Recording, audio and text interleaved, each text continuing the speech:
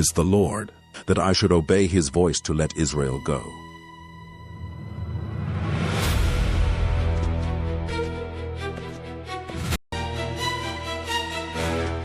That is what the most powerful king in the ancient world said when two men walked into his throne room and asked him to release an entire nation of slaves. 10 plagues later, that same king would be on his knees in the middle of the night, begging those same men for a blessing.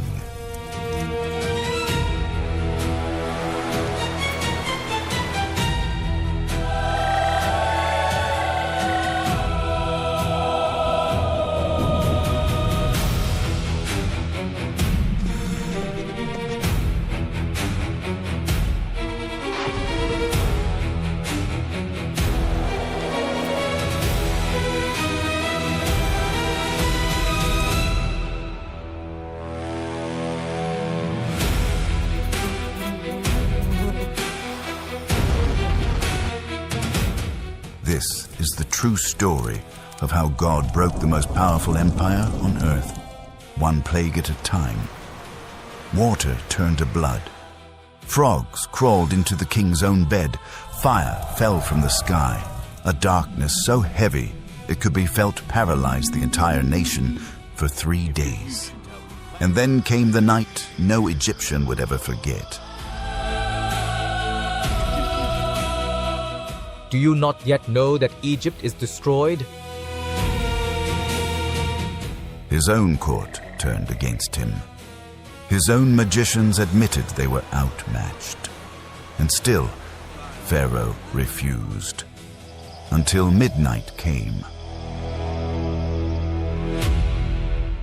Stay with us until the end, because this story will show you what happens when the most powerful man alive refuses to listen, and what it costs everyone around him.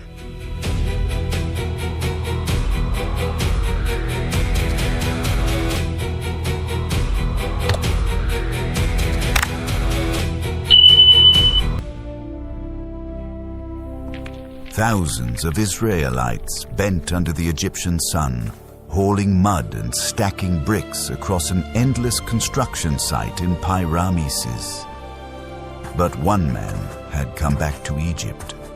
Moses, who had spent 40 years as a shepherd in the Midian desert, walked into the throne room of the most powerful ruler in the ancient world with his brother Aaron. A man raised in this very palace now stood before a new Pharaoh, not as a prince, but as a messenger of God. Thus says the Lord God of Israel, let my people go, that they may hold a feast to me in the wilderness. Who is the Lord, that I should obey his voice to let Israel go? I do not know the Lord, nor will I let Israel go. And then he made Moses pay for asking. That same day, Pharaoh sent new orders to the taskmasters. You shall no longer give the people straw to make brick as before. Let them go and gather straw for themselves. You shall not reduce the quota, for they are idle. Therefore they cry out, saying, let us go and sacrifice to our God. Straw held the bricks together. When the quotas fell short, the Israelite foremen were beaten. The foremen went to Pharaoh and begged for relief. He called them lazy and sent them away. When they came out and found Moses and Aaron, they turned on them. Let the Lord look on you and judge, because you have made us abhorrent in the sight of Pharaoh and in the sight of his servants, to put a sword in their hand to kill us.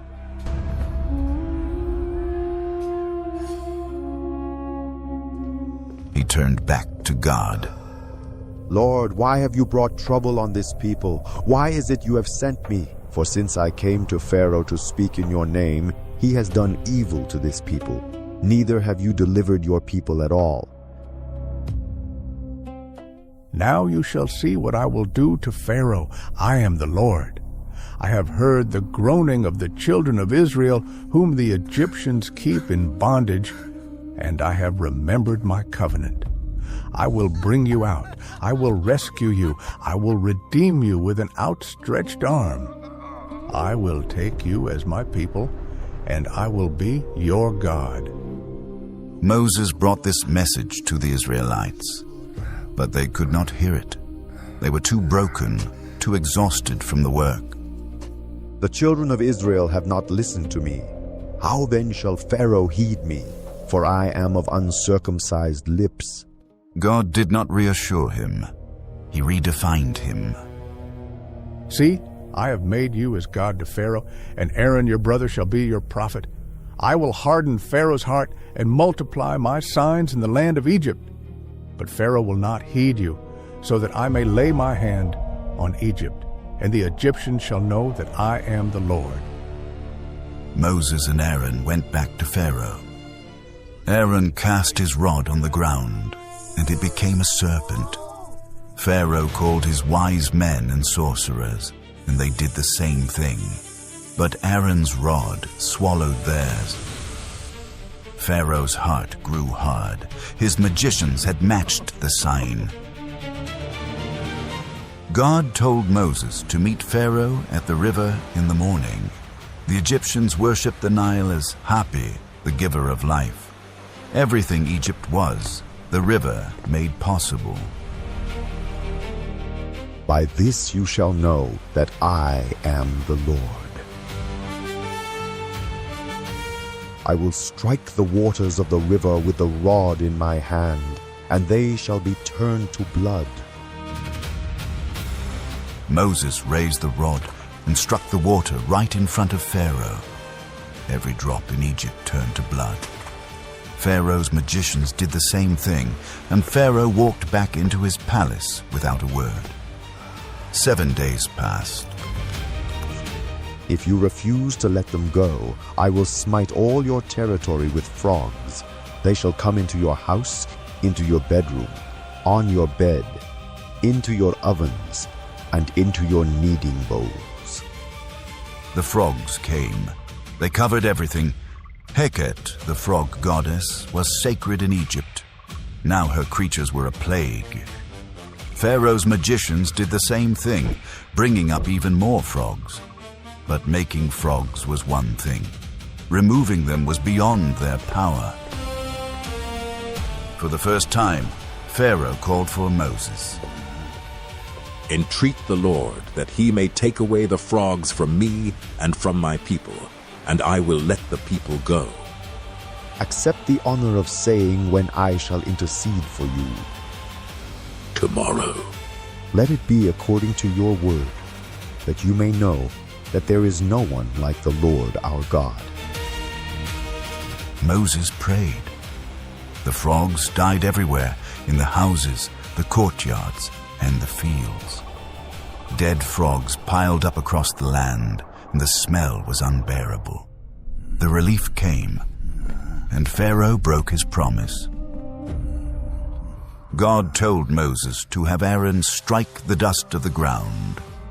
Aaron did, and the dust became gnats across all of Egypt, covering every person and every animal. The magicians tried to do the same, but this time they could not.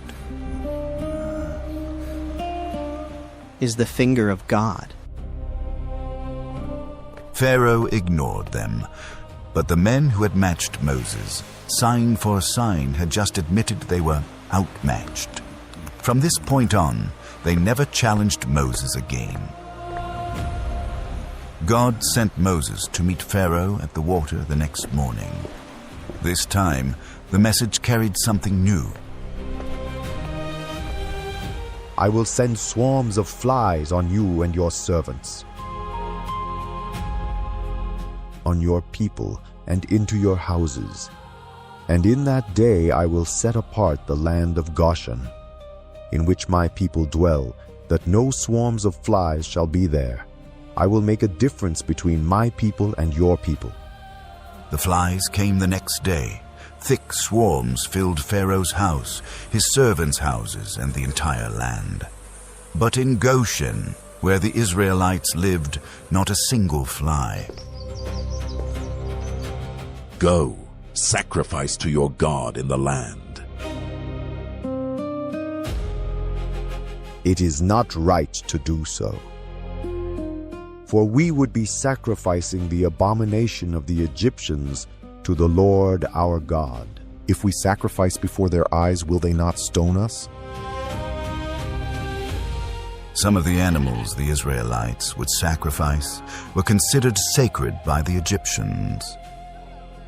Will let you go, that you may sacrifice in the wilderness. Only you shall not go very far away. Intercede for me. Moses warned him not to go back on his word. Then he prayed. God removed every fly from Egypt. Not one remained. But the moment they were gone, Pharaoh did exactly what Moses warned him not to do. If you refuse to let them go, the hand of the Lord will be on your cattle in the field, on the horses, on the donkeys, on the camels, on the oxen, and on the sheep. It will be a very severe pestilence. And the Lord will make a difference between the livestock of Israel and the livestock of Egypt. The next day, every animal in the fields of Egypt died. The Egyptians worshipped Apis the bull and Hathor the cow as gods, and those gods could not protect their own kind. But Pharaoh sent men to Goshen to check. Not a single Israelite animal had died. He saw the proof and still would not let the people go. Take for yourselves handfuls of ashes from a furnace, and let Moses scatter it toward the heavens in the sight of Pharaoh. Moses and Aaron took the ashes and stood before Pharaoh. Moses threw them into the air, and wherever the dust settled, painful boils broke out on the skin of every Egyptian and every remaining animal. The magicians could not even stand in Moses' presence anymore. The boils were on them too. And for the first time, it was not Pharaoh who hardened his own heart. The Lord hardened it for him. Pharaoh had made his choice too many times. Now God made it permanent. Moses stood before Pharaoh with a message unlike any before it. For this purpose I have raised you up, that I may show my power in you, and that my name may be declared in all the earth. Through Moses, God was telling Pharaoh why he existed. The reason you sit on that throne is so the entire world can see what happens when a man stands against me. But even now, God offered mercy. Send now and gather your livestock and all that you have in the field, for the hail shall come down on every man and beast which is found in the field and is not brought home, and they shall die. Some of Pharaoh's servants feared God's word and brought their people and animals inside. Others ignored it and left them in the fields. Moses raised his rod toward the sky. God sent thunder and hail, and fire ran along the ground. It was the worst storm Egypt had ever seen. The hail struck everything in the open, shattered every tree, destroyed every crop. But in Goshen, there was no hail. Pharaoh sent for Moses and Aaron. I have sinned this time. The Lord is righteous, and my people and I are wicked. Entreat the Lord, that there may be no more mighty thundering and hail, and I will let you go. Moses already knew how this would end. The thunder will cease, and there will be no more hail, that you may know that the earth is the Lord. But as for you and your servants, I know that you will not yet fear the Lord God. Moses left the city and raised his hands to God. The thunder stopped. The hail stopped. The man who had just called himself wicked went right back to being wicked. Go to Pharaoh, for I have hardened his heart, that you may tell your son and your son's son the mighty things I have done in Egypt." Moses and Aaron went to Pharaoh. How long will you refuse to humble yourself before me? If you refuse to let my people go, tomorrow I will bring locusts into your territory. They shall cover the face of the earth, and they shall eat everything the hail left behind. Moses turned and walked out. But before Pharaoh could respond, his own servants confronted him. How long shall this man be a snare to us? Let the men go! Do you not yet know that Egypt is destroyed? He called Moses and Aaron back. Go, serve the Lord your God. Who are the ones that are going? We will go with our young and our old, with our sons and our daughters, with our flocks and our herds. Not so. Go now, you who are men, and serve the Lord, for that is what you desired. They were driven out of Pharaoh's presence. Moses raised his rod over Egypt. God sent an east wind that blew all day and all night, and by morning the locusts had arrived. They covered the land until the ground was dark with them. Nothing green remained in all of Egypt. Pharaoh called for Moses and Aaron in haste. I have sinned against the Lord your God and against you. Please forgive my sin only this once, and entreat the Lord your God, that he may take away from me this death only. Moses prayed.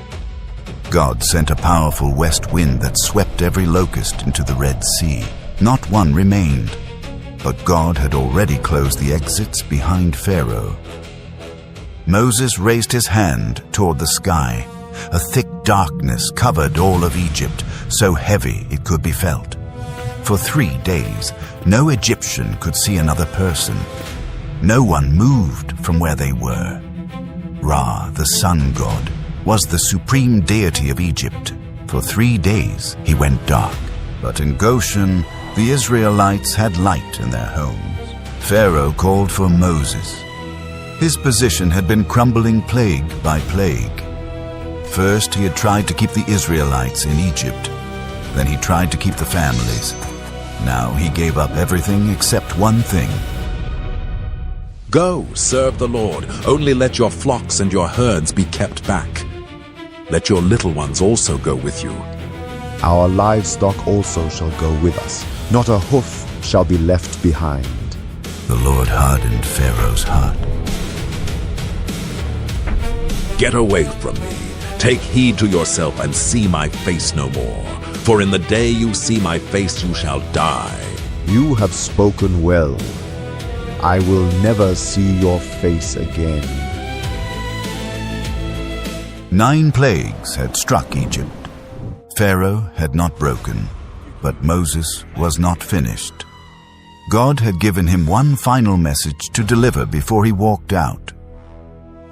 About midnight, all the firstborn in the land of Egypt shall die. From the firstborn of Pharaoh who pits on his throne to the firstborn of the servant behind the handmill, there shall be a great cry throughout Egypt. But against none of the children of Israel shall a dog move its tongue. Then Moses walked out in fury. God gave Moses the instructions for what was about to happen. Every household shall take a lamb without blemish and kill it at twilight. They shall put the blood on the doorposts and on the lintel. Against all the gods of Egypt I will execute judgment. I am the Lord. When I see the blood, I will pass over you. In Egypt, Pharaoh himself was worshipped as a god. His firstborn son was heir to that divinity, and that was exactly where the final plague was aimed. That night, across Goshen, families selected their lambs, killed them at twilight, and painted blood on their door frames with hyssop. They ate the lamb roasted with fire, with unleavened bread and bitter herbs, dressed and ready to leave, sandals on their feet and staffs in their hands. Then they went inside, closed their doors, and waited.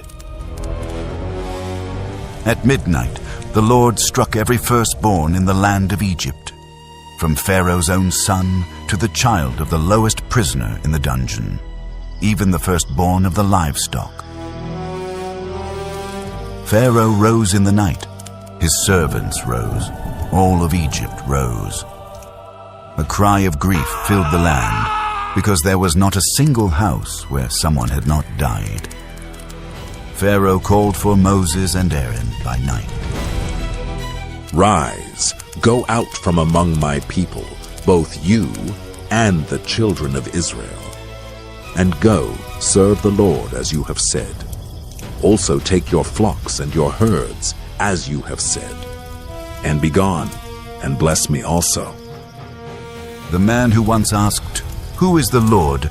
was now asking the shepherd from Midian for a blessing. The Egyptians urged the Israelites to leave immediately. We shall all be dead. The Israelites asked the Egyptians for silver, gold, and clothing, and the Lord gave them such favor that the Egyptians handed over whatever they asked. They left Ramesses, the city they had built with their own hands. The road cut through the green fields of the Nile Delta, the only land most of them had ever known. 600,000 men walked on foot, and with them their wives and children. A mixed multitude of non-Israelites joined them, and the crowd stretched so far along the road that the front could not see the back. By the time they reached Succoth, the green of Egypt was behind them and the desert spread out ahead. After 430 years, an entire nation walked out in a single night, and that night has been remembered ever since.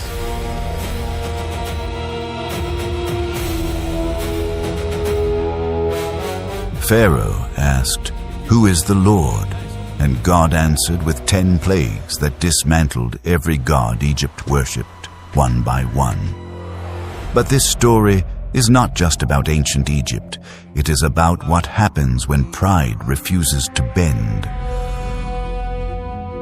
Pharaoh had 9 chances to let the people go. 9 times God sent a warning, and 9 times Pharaoh chose his pride over his people. His stubbornness did not just hurt him. It cost Egypt its water, its crops, its livestock, its health, and in the end, its children. Pride never destroys only the proud person. It always takes others down with it. Sometimes freedom requires a step of faith before you see the result. The Israelites did not get to see the angel pass over their homes. They had to kill the lamb, paint the blood on the door, and stay inside trusting that it would work. They had to act before they had proof. And sometimes the hardest night of your life is the night right before everything changes. The Israelites sat in their homes, eating with their sandals on, staffs in hand, not knowing what the morning would look like. But the morning came, and 430 years of slavery ended in a single night.